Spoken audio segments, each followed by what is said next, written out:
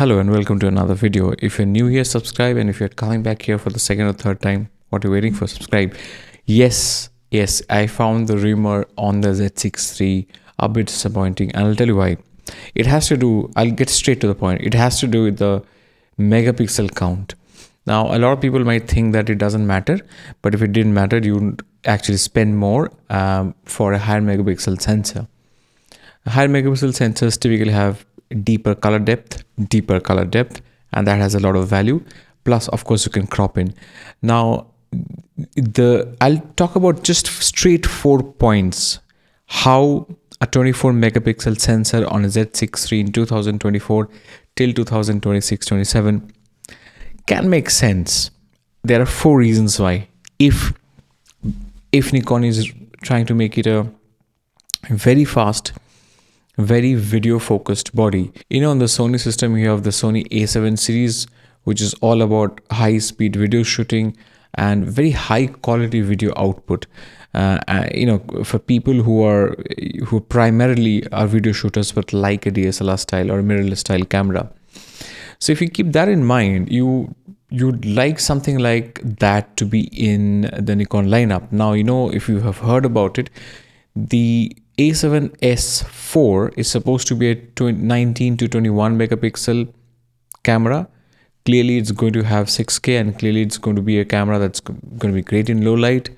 So Sony's low light beast and video monster is going to become a 20 something megapixel camera. So if Nikon today launches a product that's 24 something megapixel, I think this camera should double up as a great video camera.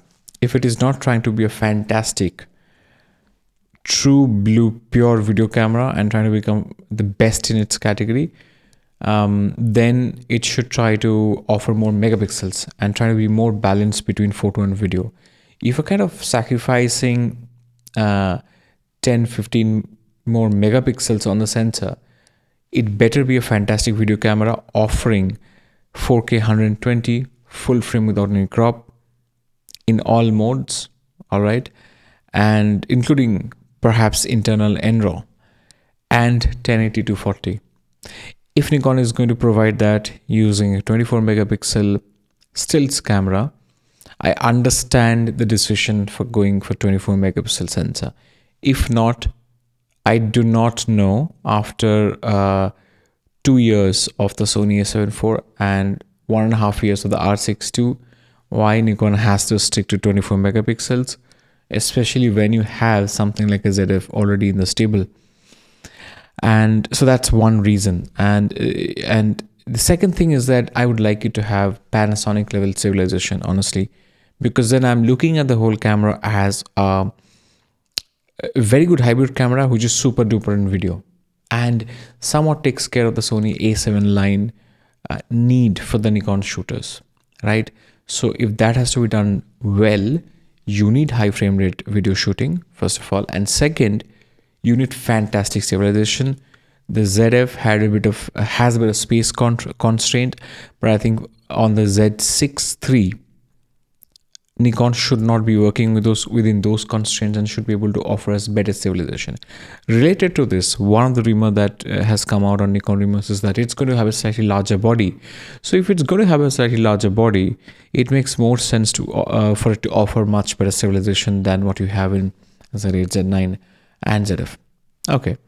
Now the autofocus, honestly, I would like the autofocus to be actually better than the Z8 and Z9 because, if we know, when you crop in the Z8 and Z9 autofocus system is like something else because it has to process less information. When you're cropping in on a 46 megapixel sensor, you're going to get about 20-21 megapixel worth of information, and the camera and the processor can really handle that amount of information very, very well. So the autofocus is far more responsive. Now, a 24 megapixel sensor allows a Nikon camera with an XP7 processor to optimally use the strength of the processor and therefore offer you much better autofocus capabilities. I'm just reading some of my note that I made for myself on the phone screen. So I expect the autofocus system to be actually be better than Z9, Z8 and Z9, not equal. Because if it's equal, I will know that Nikon has sort of tried to cheap out on the processor and probably is missing a few cores from that processor. Nikon shouldn't do that. We've waited, and by this time it's been almost 2 years, right? It'll be more than 2 years if this camera comes out sometime between March and February, March and April. This will be more. That will be more than two years. It'll be close to 2.5 years. Close to 2.5 years. Tremendous amount of sales on Z9, Z8, ZF.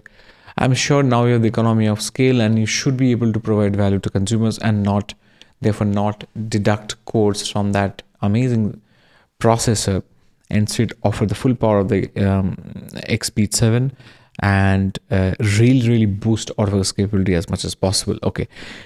Third, I expect therefore absolutely no overheating issues, coupled with the fact that it's a relatively low megapixel sensor and a slightly larger body than the existing Z6II and Z6.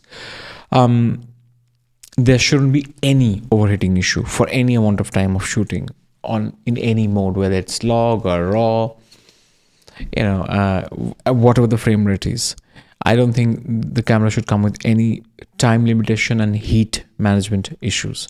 Third, if it is a 24 megapixel camera, the price should not be more than $23 at max, $2,300 at max, $2,400. Why do I say that?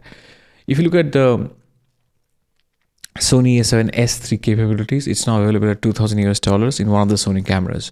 They basically put it in a different body, but it essentially houses the same 12 megapixel sensor and almost all the capabilities, plus a lot of new software and autofocus capabilities. So that sort of performance in the Sony lineup is now available at $2,000. If that is the reality, and the fact that Sony users have had something like an A7S III for almost the last 4 years, it's time for Nikon to kind of do something about that. Which is why I'm saying $2,400, not to $2,500. $2,400 after people have waited for such a significant amount of time. People have really waited, okay, for this camera to come out. When you're not the first mover, when you have taken advantage of your great sales from 3 other major bodies, and it's still going to be a 24 megapixel camera, make it a video camera, okay? Serious video camera. Make the autofocus absolutely flawless. No overheating issues at all. No time limit on video recording. And lastly, the price shouldn't be more than, in my view, $2,300.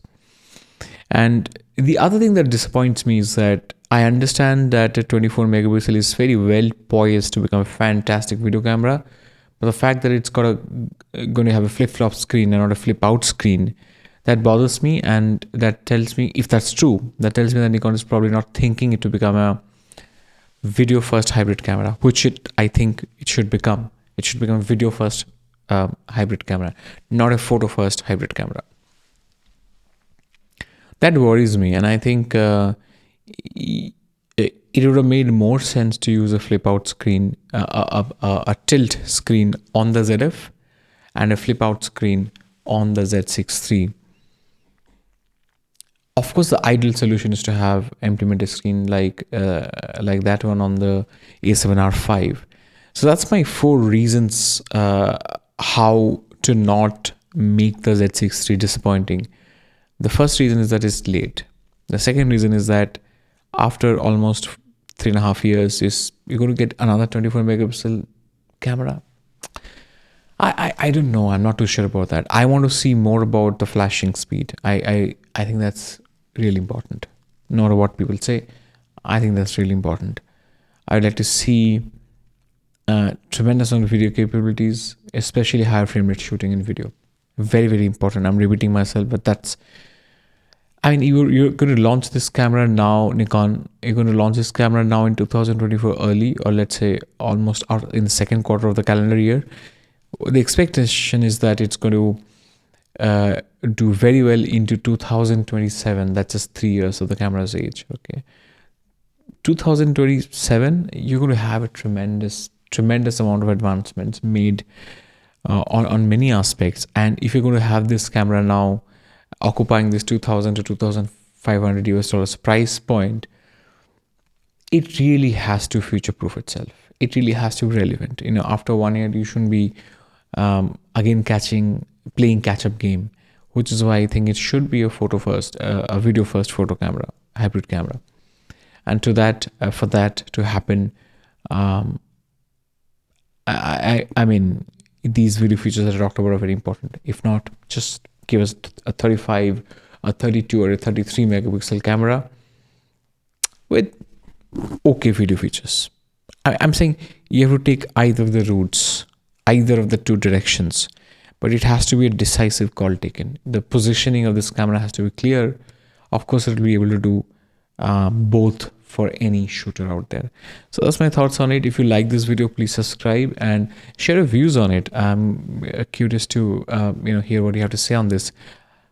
Perhaps my commentary on this is a bit controversial, whereas a lot of people will come in and say they'll just rejoice the fact that now you're hearing conversations on the Nikon Z6III.